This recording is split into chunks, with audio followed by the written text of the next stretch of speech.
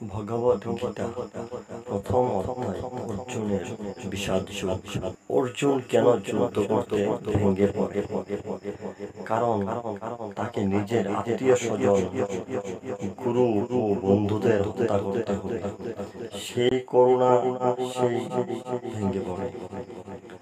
অর্জুনের এই মনস্তাপ কিসের প্রতীক? মানব জীবনের দ্বিধা, দুঃখ ও সংশয়ের প্রতীক। আমরা কঠিন সময়ে যেমন ভেঙে পড়ি, অর্জুন তেমন ভেঙে পড়েছিল।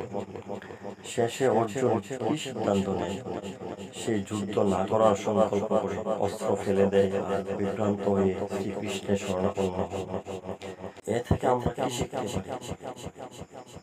কঠিন পরিস্থিতিতে বিভ্রান্ত হওয়া স্বাভাবিক, কিন্তু তখন প্রয়োজন সঠিক নির্দেশনা, সঠিক নির্দেশ, আর সেই নির্দেশই আমাদের পথ দেখায়।